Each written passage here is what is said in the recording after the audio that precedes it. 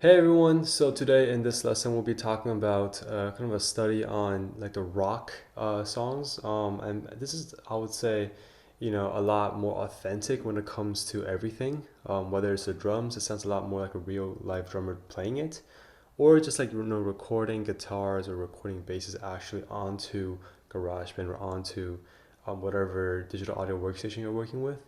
But in this case, we'll use the stock, examples, the stock library examples to kind of showcase, what makes rock sounds rock, and kind of compare them to the previous examples of hip hop and EDM slash house music.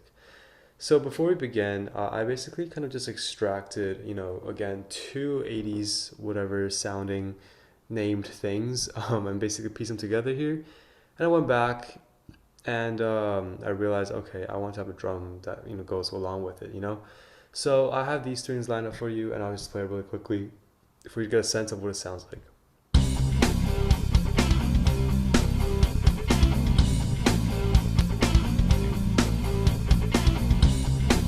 So definitely compared to the other ones, we can dissect this piece by piece.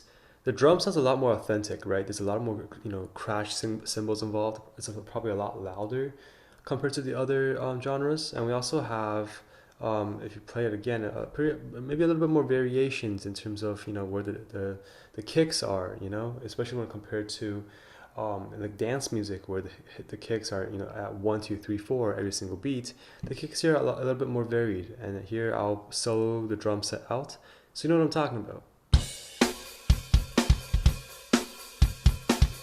And notice that the hi-hats are half open, so it basically has like this kind of noisy and loud feeling to it. And definitely this kind of is a pretty common way of playing the drums for rock songs, so that the presence of the drums is a lot more heard, and it kind of clashes it a little bit with the melodies on purpose. If we go to the rock guitar, which is like the main melody in this section, it's again a lot more full. If you just look at the audio wavelength, it's basically covering the whole thing. It's very loud, a bit more, it's a bit distorted. And distortion is a part of rock music, and definitely it is again a pretty kind of like heavy sounding main melody when compared to, let's say, the more laid back and suspended notes from hip hop, or let's say you compare it to the more plucked and synth based instruments from the previous example for EDM slash dance music. So I'll solo the rock guitar, which is the main melody for this this rock loop, and give you a sense of what it sounds like by itself.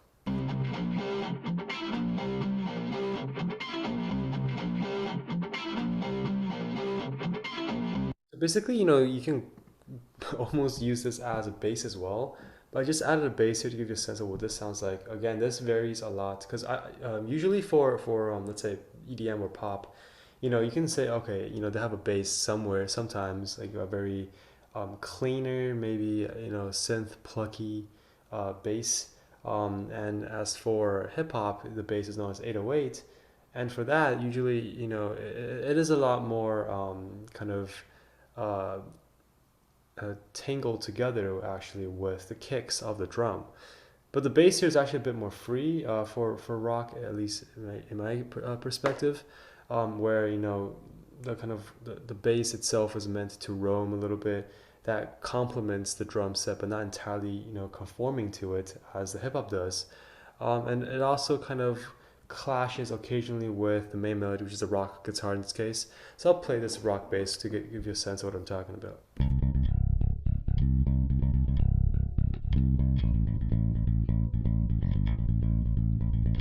You see what I'm talking about? It's a little bit, a lot more free. It has its own melody and its own cadence, its own rhythm to it. But it sounds good all together.